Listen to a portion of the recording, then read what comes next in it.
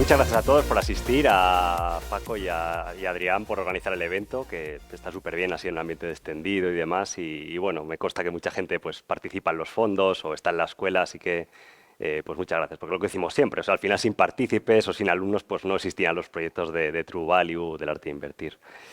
Y nada, pues vengo a presentar hoy una compañía que representa un poco la filosofía que tenemos en el fondo. Creo que es un ejemplo bastante didáctico de cómo comprender un negocio, cómo funciona en un buen sector que está en crecimiento y que, bueno, pues puede ser ilustrativo. El aviso legal, como siempre, no quiero que salgáis el lunes inmediatamente a comprar las acciones.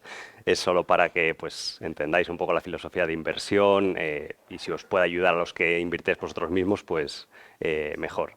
Tienes que saber que invertir en bolsa tiene riesgo y que las opiniones que tengan las compañías, pues obviamente son subjetivas y no tienen por qué cumplirse. Bueno, supongo que ya conoceréis True Value, tampoco os voy a dar aquí mucho la chapa. Al final invertimos en compañías medianas, pequeñas, que tengan buenos balances, buen equipo directivo, preferiblemente que estén en crecimiento y con buenas ventajas competitivas. Buscamos rendimientos de doble dígito. Hasta el año pasado sí que íbamos ahí, ahora ya no. Neto será un 9% o algo así, más o menos, desde el inicio de fondo. La estrategia más longeva, los nuevos proyectos, pues habrá que darle 3, 5 años para sacar conclusiones. Y bueno, estas son las rentabilidades históricas. Ya sabéis que rentabilidad pasada no garantiza rentabilidad futura.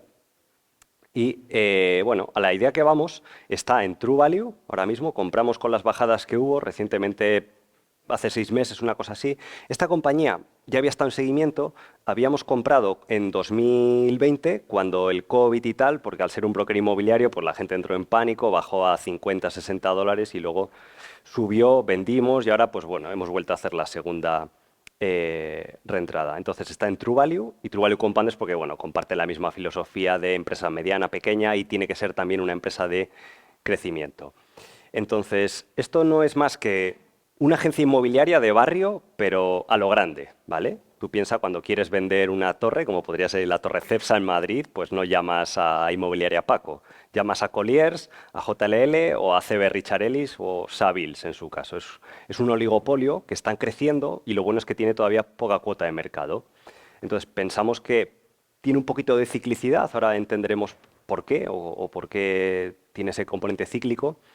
Y la empresa crece de forma orgánica, un 6-7% al año de media, y luego por fusiones de adquisiciones. Va comprando estos brokers inmobiliarios pequeñitos de cada país y los va integrando con la marca Colliers. Entonces reduce costes, aumenta beneficios y como son negocios pequeños, pues se los venden a unos buenos múltiplos.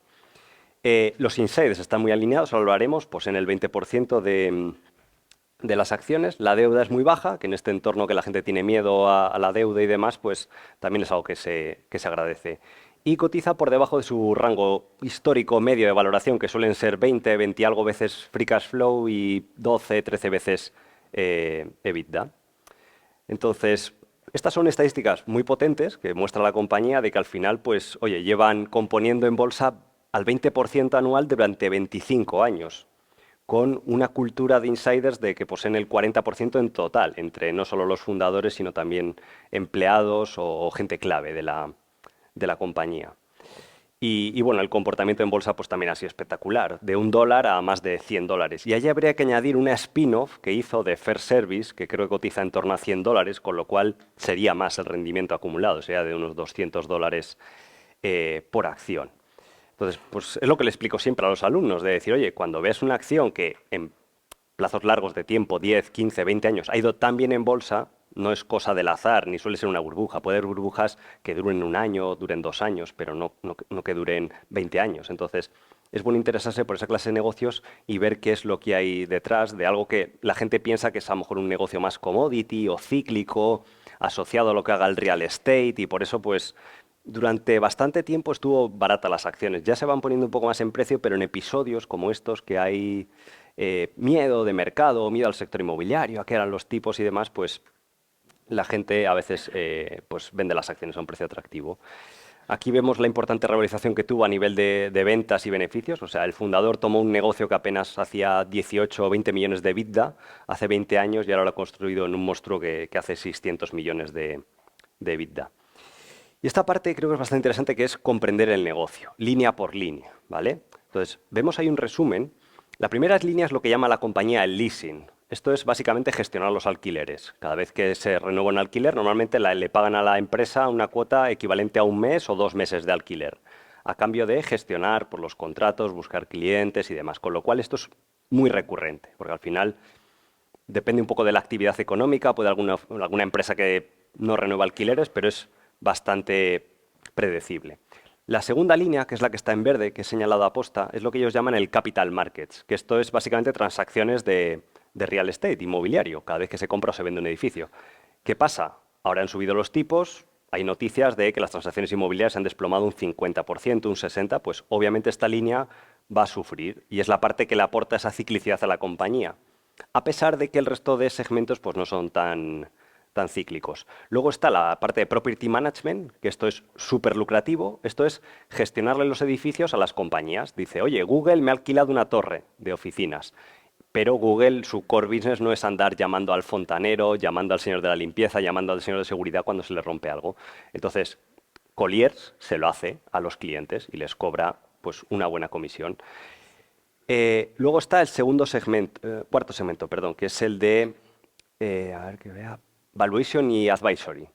Esto es un servicio que le dan a muchas compañías cotizadas. Imaginaros un rate, por ejemplo, que todos los años, a final de año, tiene que valorar sus activos. Entonces te viene JLL o te viene Colliers o quien sea y dice, vaya, pues de cara a la auditoría los activos valen tanto. O una persona que quiere vender un edificio y no sabe cuánto vale, pues te hacen el servicio de valoración. Luego tienen otro segmento de proyectos inmobiliarios donde ellos te asesoran, pues decir, oye, ¿es viable o no es viable el proyecto? ¿Qué rentabilidad puedes obtener? Incluso te ayudan a conseguir los proveedores para sacar adelante ese proyecto. Esa parte también es un poquito más cíclica. Y luego tienen otra parte también bastante lucrativa, que es la parte de la gestora de activos. Tienen fondos inmobiliarios, de decir, oye, hemos desarrollado todo este conocimiento en el sector inmobiliario de real estate, vamos a montar fondos para los clientes. Llevan una buena rentabilidad, entonces la empresa lo desglosa entre comisiones fijas y variables. Este año probablemente no haya muchas comisiones variables, pero las fijas es un ingreso bastante recurrente y no paran de acumular activos. ¿Por qué? Porque te invierten aseguradoras que no quieren la volatilidad de los mercados y quieren un retorno pues, del 6-7% anual, están teniendo muchos clientes. Family Office, asesores financieros y demás, pues están derivando bastante a estas categorías que llaman un poco de inversión alternativa, ¿de acuerdo? Entonces, ese es un poco el resumen de lo que sería la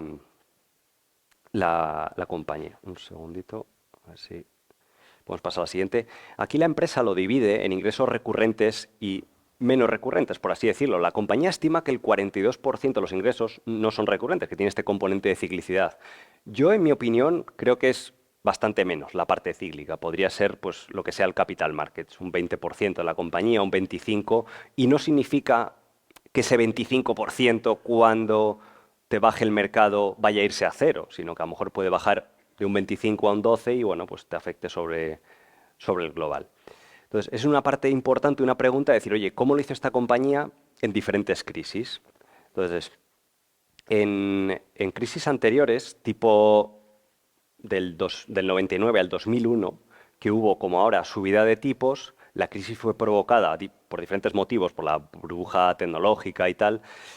Entonces, vemos que el comportamiento a nivel de ingresos fue bastante bueno. Bueno, de hecho, es que creció durante esa crisis. El real estate corrigió, pero muy levemente, entonces se demuestra que en ese entorno pues, la compañía lo hizo bastante bien y como tienen un balance conservador, lo que te hacen es ir comprando compañías que están más baratas durante ese periodo.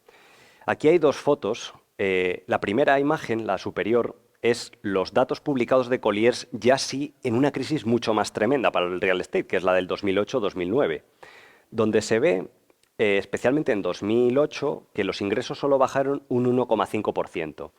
Esto tiene truco, porque en ese momento tenía incorporado la spin-off que hizo hace años, en 2015, de la gestión de propiedades residenciales. ¿Vale? Dentro de Colliers se habían inventado otro negocio que era gestionarle a comunidades de vecinos residenciales, la típica torre, imaginaos en Miami, de edificios, de apartamentos residenciales, pues en vez de hacerlo una junta de vecinos, pues cada vez eso se va profesionalizando. Entonces tenían un negocio de gestión de estas comunidades, que es súper recurrente. Entonces, eso hicieron un spin-off, empezó a cotizar a 30, 40 veces beneficios y puso en valor la compañía. Entonces, eso aisló un poco el negocio en esos años.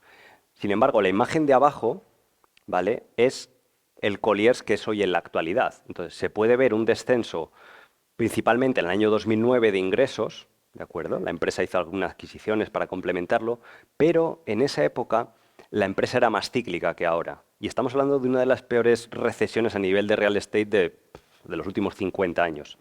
Entonces, en una recesión más normal, la empresa podría incluso mantenerse plana o con un ligero declive, porque tiene ese crecimiento natural, pues lo que pasaría es que a lo mejor el crecimiento orgánico que no hay o las adquisiciones que te hace, pues te compensan un poco la caída que tenga el propio negocio. Entonces, es una parte importante pues, de cara a modelar la compañía y comprender el negocio y que un inversor pues, esté seguro, tranquilo en un entorno pues, como el actual, ¿no?, de subidas de tipos de interés y que pueda haber estrés. El fundador es una historia de emprendimiento muy bonita, posee más del 20% de la compañía, es todo su patrimonio, está muy alineado. Hay bastantes vídeos en Google que él habla de la filosofía. Entonces, este señor empezó siendo socorrista en una comunidad de vecinos y se dio cuenta, la típica historia americana de, oye, si contrato a 5 amigos para que hagan de socorrista y yo gano una pequeña parte de cada uno de ellos, pues tengo un negocio. Y empezó a ofrecer precios más bajos en diferentes comunidades. Y luego se dio cuenta de, oye, y el que hace la jardinería lo puedo ofrecer más barato. Si busco a alguien que esté motivado, lo gestiono mejor. Y así empezó a hacer todos estos servicios a comunidades de vecinos. Mientras que estudiaba, creo que era abogacía, y lo iba teniendo en un negocio como paralelo para sus ratos libres. Y iba bien el negocio, a lo mejor facturando en cifras, hablaba de 5 o 10 millones, y le detectan un cáncer. Pasa por una cirugía, tal, y sigue con el negocio, lo hace crecer, Colliers era grande y le vuelven a detectar de nuevo cáncer cerebral una segunda vez y se vuelve a recuperar.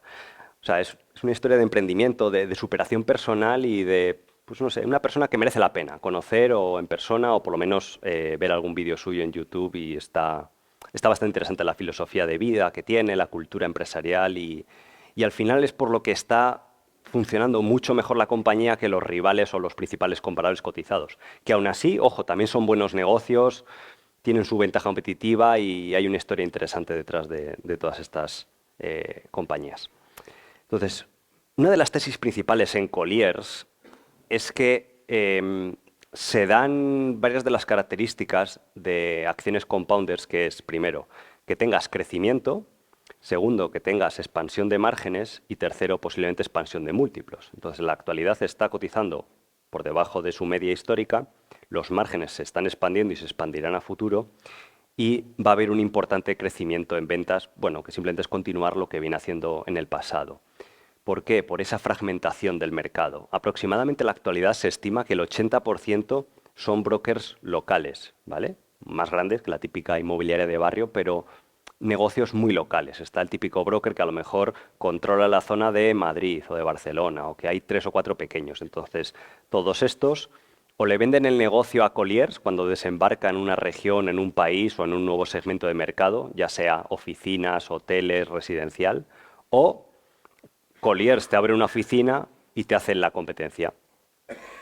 Entonces, este gráfico es bastante potente y el mercado de Colliers se parece bastante, desde mi punto de vista, a lo que serían las Big Four de auditoría o de Global Accounting y demás.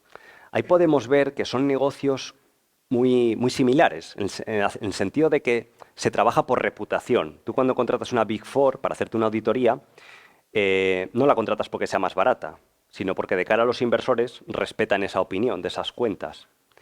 Tienes una escala, atraes a los mejores empleados porque puedes pagar más en vez de irse a un competidor más pequeño y por eso las Big Four dentro del sector de auditoría o contabilidad controlan el 71% del mercado. Y es un sector bueno porque está sin regular.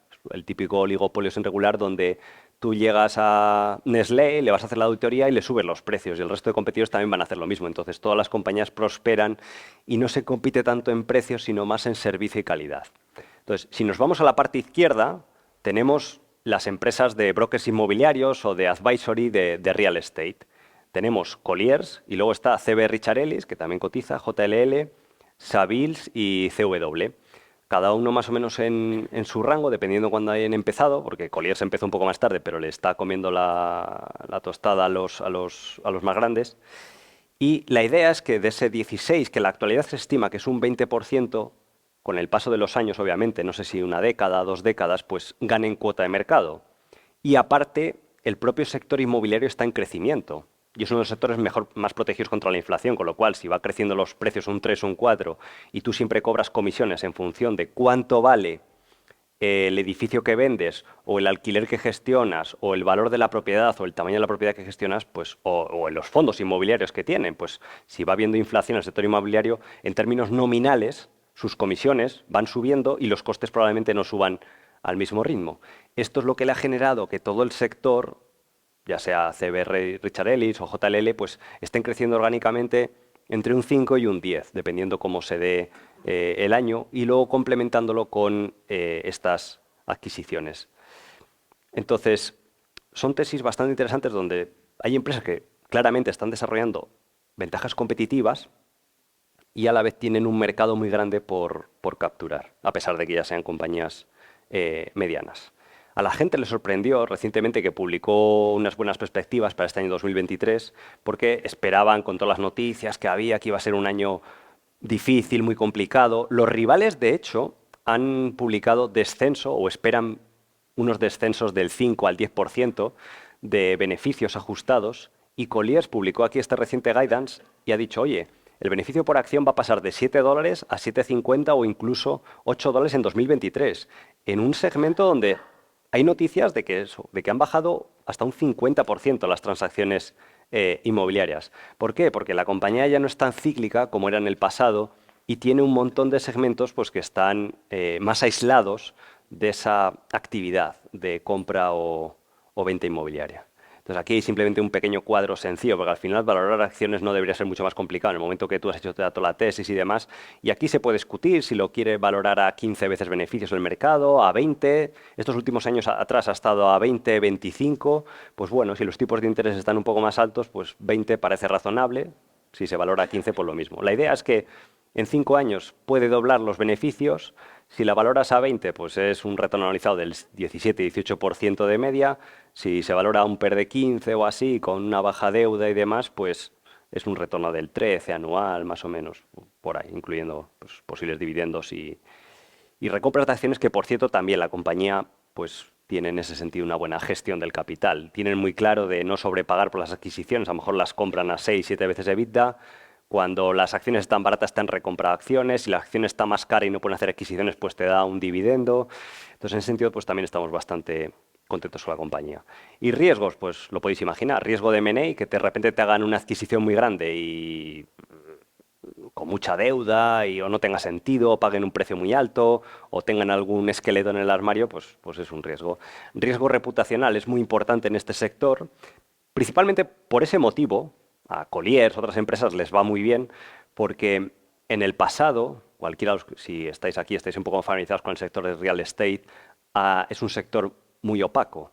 Hay muchas comisiones ocultas, tratos por debajo de la mesa y demás. Entonces, a veces puede darse casos, yo he visto de una familia que quiere vender un hotel por 20 millones y el típico broker busca un comprador que le convence al vendedor de que se lo venda por 18 millones, cuando a lo mejor el fair market value es de 25 o de 20. Entonces ahí hay 2 millones que luego pues por debajo de la mesa es muy habitual que se lo repartan en otras jurisdicciones, o hay muchas formas creativas de hacerlo, ese reparto y esa opacidad. Y por desgracia es una realidad, y es por lo que cada vez más el mercado rota a este tipo de compañías. No van a estar libres nunca de escándalos y tal, pero de momento no ha habido en Colliers, vamos, a menos que yo conozca algún tipo de este escándalo. Entonces, eso al comprador le da mucha seguridad, mucha tranquilidad comparado con brokers más pequeños, con muchos menos controles internos, mucho menos compliance interno acerca de cómo se hacen las transacciones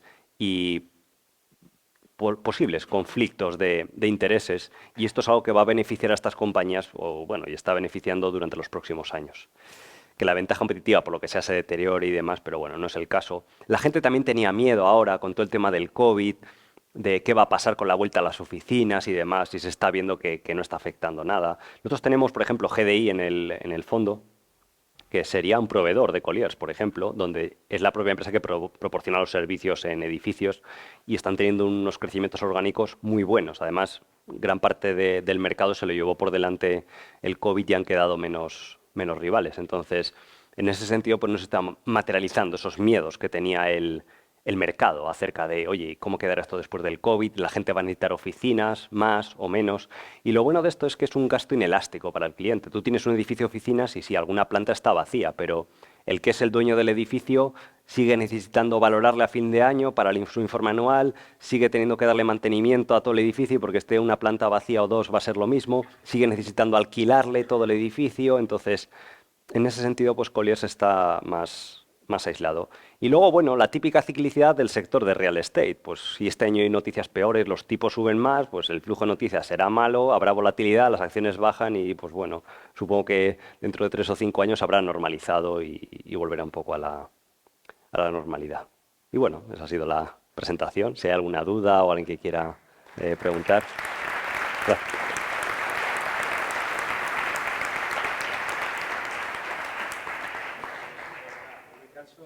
No me canso de insistir, lo maravilloso que es presentadores que no hay que echarnos del escenario. Ah, bueno.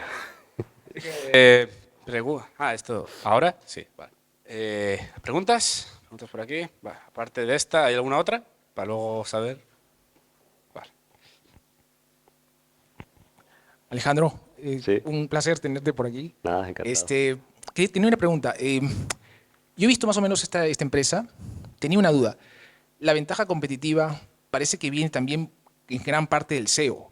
Y como hemos visto su historial, y si invertimos a largo plazo, ¿qué va a pasar si es que este SEO se va por algún motivo? La cultura organizacional de la compañía es tan sólida como para que venga otro y no veamos un cambio en la performance futura de la empresa. ¿Qué opinas tú? O sea, yo por casos anteriores que hemos tenido en los fondos o en compañías que seguimos, no debería haber mayor problema. O sea, a lo mejor en los inicios de la compañía una persona, un grupo de personas son más relevantes, pero JLL, CB Richard Ellis son las típicas compañías dirigidas por CEOs que no son fundadores y van bien. O sea, no es que uno mira el performance que han tenido y siguen yendo bien. Colliers va un pelín mejor, el trato a los accionistas mejor, pero si alguien hereda esas acciones, lo que sea, pues vigilará porque se hagan las cosas bien, supongo.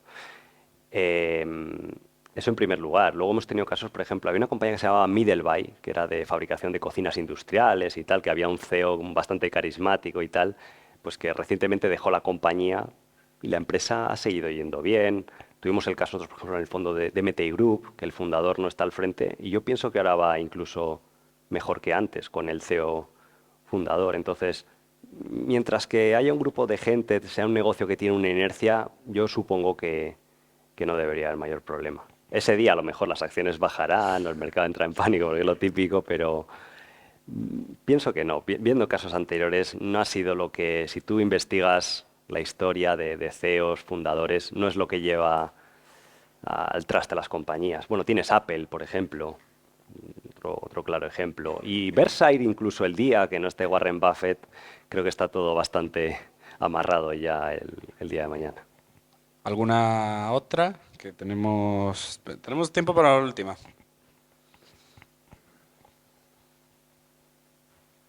¿Quién era por aquí? Sí, buenas.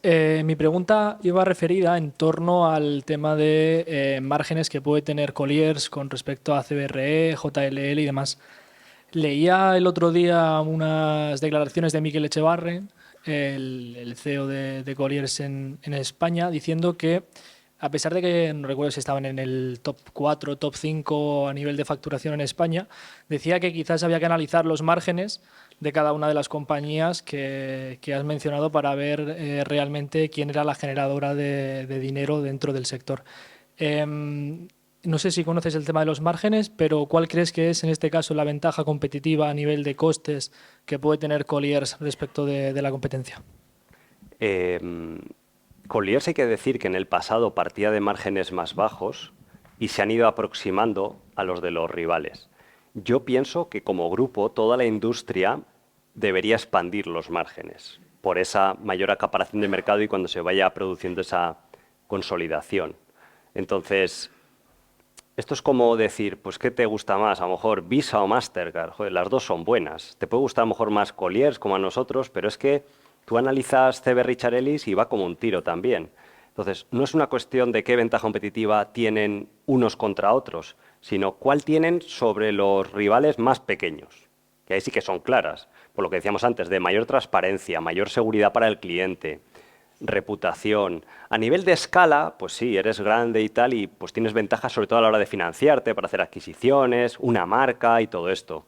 Pero entre un JLL y un CB Richard Ellis son bastante parecidos a nivel de negocio. Luego tú puedes tener tu cultura empresarial interna más...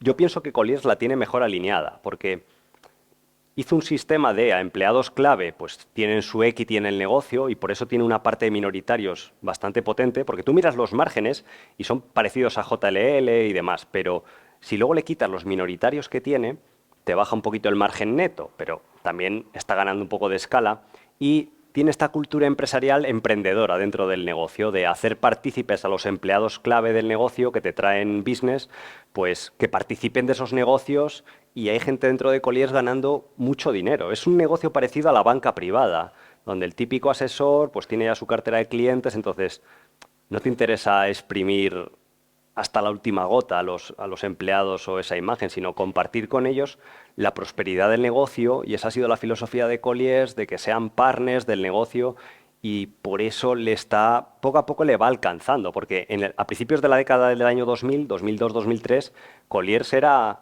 una mosca insignificante que nadie le prestaba atención, comparado con CB Richard Ellis o JLL, y con el paso de los años les está alcanzando de una manera bastante importante. Entonces, a nivel de competidores grandes, la ventaja competitiva puede ser, bueno, no mucha diferencia, pero es que el otro 80% del mercado sí que tienes una ventaja competitiva gigante y eso se traduce en unos crecimientos orgánicos del 7, el 8% anual de media. Y normalmente cuando tú comparas ingresos orgánicos con lo que crece de media el sector, porque el sector real estate es maduro, te crece un 3 o un 4% y ya está. Entonces, si tú tienes una compañía que te va creciendo el doble de eso, te indica que está robando cuota de mercado y que tiene que tener algo diferente.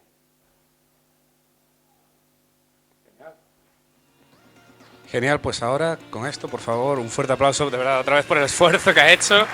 No.